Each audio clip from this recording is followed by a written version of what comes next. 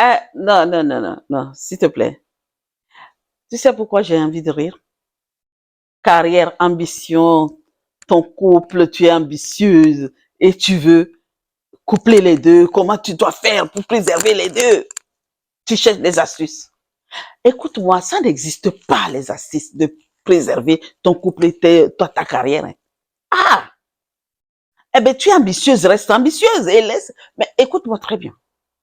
Tu veux quoi? Hein? Tu veux quoi au juste? Tu veux être ambitieuse ou tu veux vraiment préserver ton couple? Écoute, princesse, euh, je comprends que tu réfléchis beaucoup en ce moment par rapport à ton travail, ton mariage, et, il n'y a pas l'équilibre. Tu regardes les yeux de ton mari, tu te dis, mon Dieu, je ne sais pas comment faire pour qu'il me comprenne, pour qu'il sache qu'effectivement, je suis une femme ambitieuse et que ma carrière, elle est vraiment, c'est là, c'est ça, j'ai travaillé pour. Et les nuits passent et tu te poses cette question, même des fois, même au boulot, à ton travail, même en tant que PDG de la société, tu réfléchis. Je comprends. Parce que tu travailles beaucoup et tu penses que tu donnes plus à ta carrière que ton foyer. Je comprends. Je me mets à ta place. Mais après, moi, je vais te dire, j'ai mon travail, j'ai mon couple. Je te dis comment je fais moi, personnellement. Je te le dirai après. Mais avant cela, je vais te raconter l'histoire d'une grande dame. Oui. Ne prends pas au premier degré ce que j'ai dit en premier.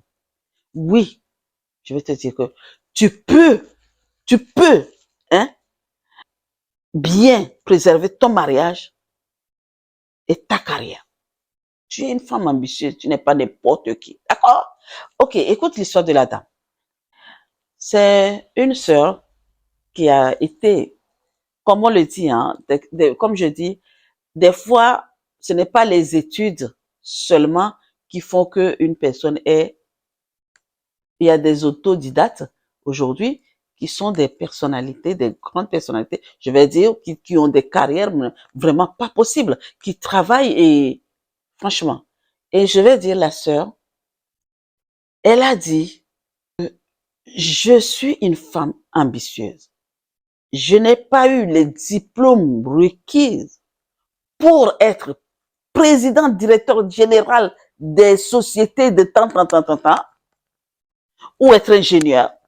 Non, j'ai pas eu de diplôme pour ça. Mais avec mon ambition, j'ai envie de travailler dans une société ou être présidente de ma société moi-même. Et dès les débuts, elle a commencé à faire et écrire ses projets. Elle écrivait jusqu'à ce que elle a écrit tellement de projets. J'ai dit, mon Dieu, comment bon, moi-même, j'aime faire des projets, mais prendre le temps de les écrire longtemps, non. J'écris mon projet, je dis, voilà ce que je veux, j'écris, et je ne suis pas une écrivaine de toute façon, donc, j'aime pas trop écrire. Allez, j'écris un peu et puis c'est bon. Mais elle, quand elle t'écrit un projet là, c'est des pages. Et elle-même, pour elle, elle a écrit ce projet-là. Non, c'est pas ce que je veux.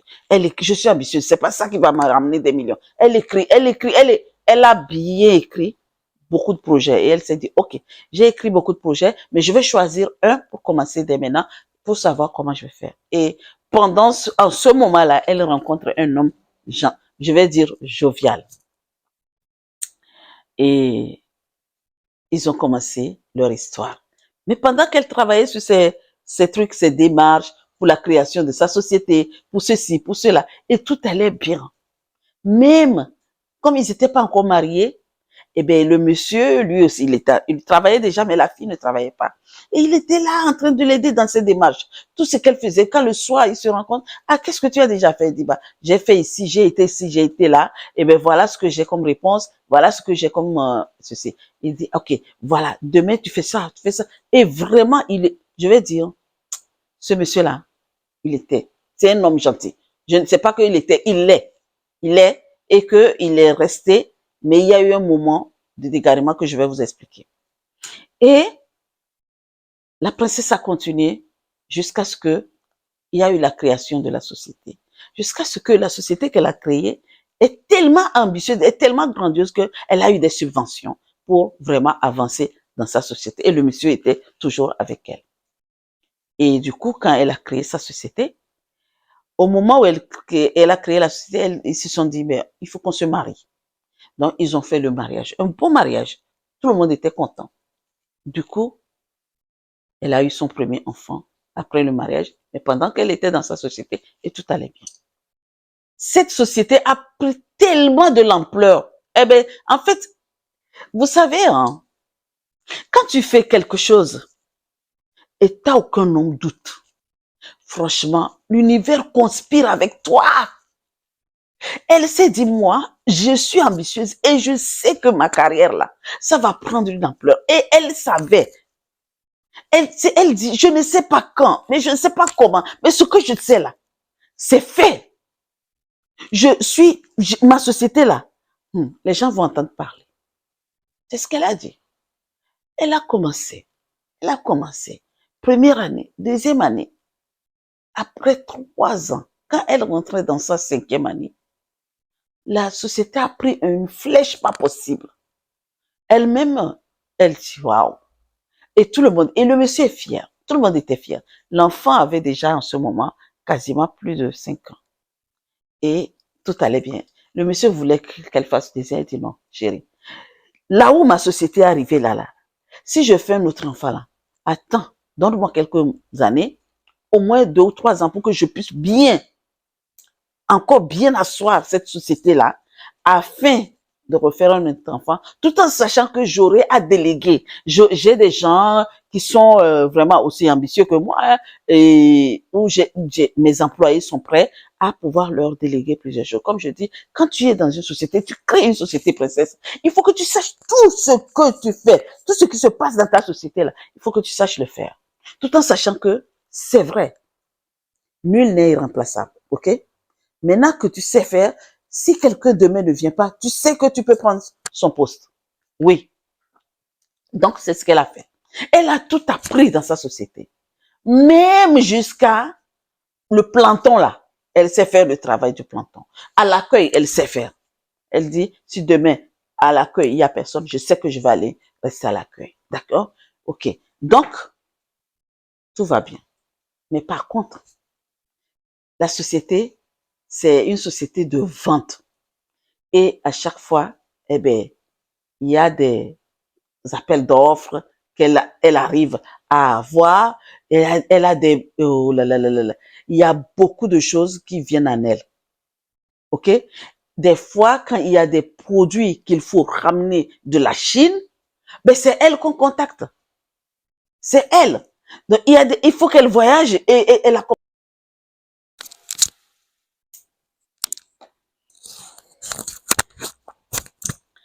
Donc, je disais, elle a commencé à voyager. Beaucoup voyager. Ah, t'as des ventes à faire. Et il y a des produits où elle est obligée d'être sur place pour passer la commande ou faire ceci, cela. Elle était obligée d'être à l'usine pour voir comment on compose le produit. Donc, à un moment donné, non, ça a commencé à aller mal. Et elle disait, ah, maintenant comment je peux faire pour préserver mon travail et mon mariage? Comment je dois faire?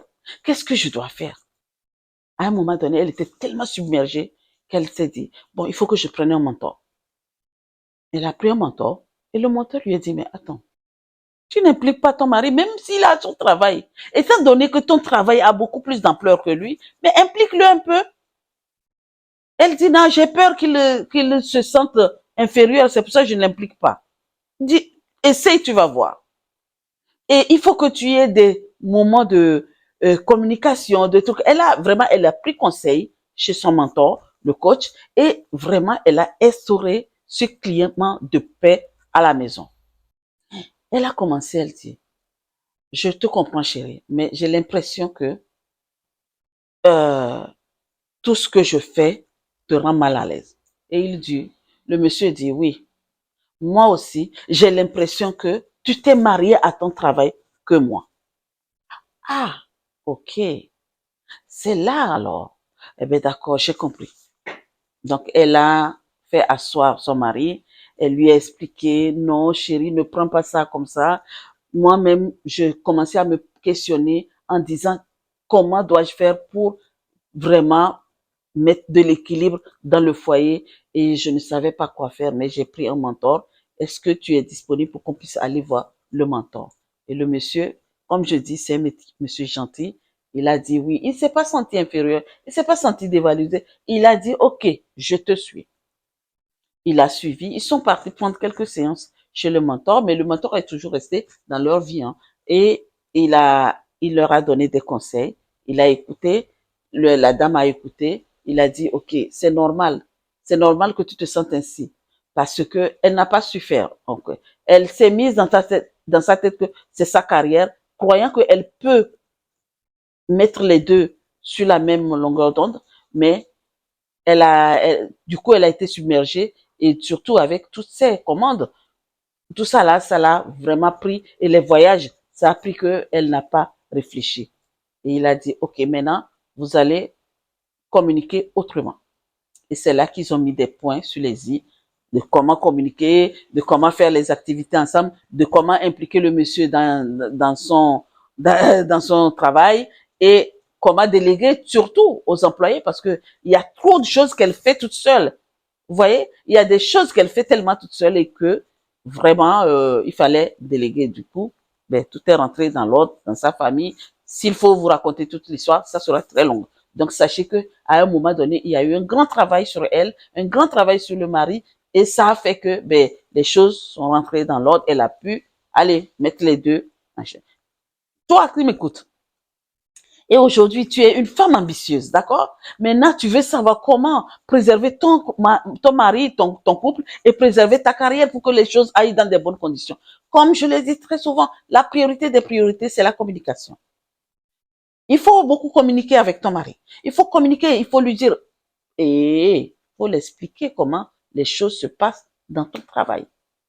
Beaucoup communiquer. Maintenant, tu sais que tu as une carrière et tu sais que ta carrière, tu l'aimes parce que tu as fait ça, tu as donné toute ton énergie pour ça. Mais n'oublie pas que le mariage aussi, tu as donné ton énergie. Et ton mariage sera toujours là. Peu importe avec ta carrière, le mariage sera toujours là. Si tu perds le mariage, tu vas perdre la carrière. Ça, c'est clair et net. Si tu n'arrives pas à mettre, parce que à force de réfléchir, parce que tu as perdu ton mari, parce que tu as perdu ton couple, d'accord? Et surtout s'il y a les enfants, tu ne pourras pas. Il y aura des moments de mou quand tu seras à ton travail. Mais si tu essayes de tout faire, pas essayer, si tu fais tout ce qui est en ton pouvoir pour préserver et ton mariage et ta famille, ta carrière aussi sera bien portante. D'accord? Donc oui, tu peux avoir les deux et bien équilibrer les deux et ta société. Le mariage, là, c'est une société aussi. Hein. N'oubliez pas ça. Hein. Se marier, là, c'est création d'entreprise. Hein. Et maintenant, donc, tu peux vraiment mettre l'équilibre entre les deux. D'accord? Donc, c'est pour ça, il faut beaucoup impliquer ton mari. Mais si tu as un mari qui n'est pas conciliant, un mari qui est jaloux de toi parce que tu avances plus que lui, fais très attention. Il faut savoir comment tu vas l'impliquer. Quand un homme t'aime et il aime ce que tu fais, et il a commencé à respecter parce que tu le délaisses, il a raison. Ça, je lui dis qu'il a raison. Quelqu'un qui te respecte, ton mari te respecte, tu le respectes. D'ailleurs, on sait que le respect, ça doit être mutuel. Maintenant, tu respectes ton mari et ton mari te respecte. Et il aime ce que tu fais, les débuts. Il t'aide, il t'a beaucoup aidé. Tu as avancé. Et quand ça commence à aller et tu le négliges et il le respecte, il a raison. Maintenant, ce que tu dois faire, en ce moment-là, c'est de le reprendre en main. Dis, OK, chérie. Non, non, non, c'est pas parce que je te néglige, c'est que je suis désolée. Excuse-moi. Vraiment, je croyais que tu seras pas content de t'impliquer dans mes affaires. Donc, voilà ce que je fais. Et à chaque fois, tu lui dis. Tu lui dis ce que tu fais. Mais par contre, si tu es un homme jaloux, dès le début, qui te fait croire que non, ce que tu fais, que tu ne vas pas aller loin, eh bien, laisse-le respecter. Oui, j'ai bien dit, laisse-le respecter. On s'en fout. Soit il reste ou pas. On s'en fout. Dis-lui comme ça. Toi, femme ambitieuse, là, c'est ce que je vais te dire. C'est une parenthèse. Parce qu'il y a des hommes comme ça. OK? Et les hommes, je suis désolée, mais venez mettre le commentaire. Maintenant, toi qui m'écoutes, et tu as réussi à bien concilier les deux. Tu as réussi à ce que au moment où ton mari, bon, ben, ça n'allait pas, tu as délaissé parce que ton ambition a pris le dessus et que tu as réussi à remettre l'équilibre dans la maison. Vraiment, on veut savoir un peu. Donne-nous tes stratégies. L'astuce que tu as mis en place, là, on veut savoir. Les astuces, tes astuces là. J'aimerais savoir mon équipement. Mais par contre, toi qui m'écoutes aujourd'hui, là, et aujourd'hui, tu es ambitieux, tu fais ton travail, tu as une carrière et qui marche très bien. Et tu ne sais pas comment mettre de l'équilibre dans ta maison. Vraiment, j'ai dit premièrement la communication. Essaie de communiquer beaucoup avec ton mari. Tu n'as pas essayé, j'ai pas dit ce mot-là. Communique beaucoup avec ton mari. Trouve des activités ensemble. Quand tu commences à voir cela, même, n'attends pas pour que les choses aillent mal afin de mettre toutes ces choses-là en place. Dès le début, et commence. Explique ton mari ce que tu fais. Fais-lui savoir. Et quand ça commence vraiment à aller loin, des voyages, voyage avec lui de temps en temps. Tu ne vas pas partir tout le temps avec lui, peut-être lui aussi il a son travail, mais au moins les voyages où il peut se dégager, tu peux voyager avec lui. Il faut qu'il soit derrière toi. C'est vrai, on dit que derrière un grand homme, il y a une grande dame, mais derrière un grand dame, il y a un grand homme aussi. D'accord? Donc, voyage souvent avec lui, fais des choses avec lui et trouve des moments où vous n'allez pas parler du travail, même. Parce que en tant que grande dame, je sais que ton téléphone va sonner à tout bout de champ. Même peut-être à table, ça va sonner. Quand vous êtes à table, là, ou vous êtes à deux, là, comme ça, là, ferme tous les portables. S'il y a quelqu'un qui veut te joindre, là, il n'a qu'à joindre un de tes employés ou quelqu'un de confiance que tu as encore donné le numéro à tes fournisseurs ou à tes... L'urgence, cette personne-là peut répondre. Maintenant, tu fermes ton portable ou on te laisse des messages. Après, tu écoutes ces messages-là. Fais ça et tu vas voir si ton couple n'attend pas que ça commence à se vaciller avant. Fais-le dès le début. Dès que tu commences, voici mon conseil. Dès le début, instaure cela afin que ça ne dérive. D'accord? Et tes enfants aussi, sache que les enfants aussi ont leur place dans le foyer et ils doivent aussi se sentir bien aimés, bien élevés, bien protégés par toi, la maman qui porte la vie. Et je dis, et je le redis, c'est toi la maman qui a porté la vie. Donc, princesse, à bon attendeur, salut. Voici ma question, princesse. Est-ce que pour ton couple, tu vas laisser mourir tes ambitions? Réponds-moi dans les commentaires. Sur ce, à très vite. Ah, j'ai oublié de te demander de t'abonner, d'aimer, de partager et de commenter. À très vite pour une prochaine vidéo. Ciao.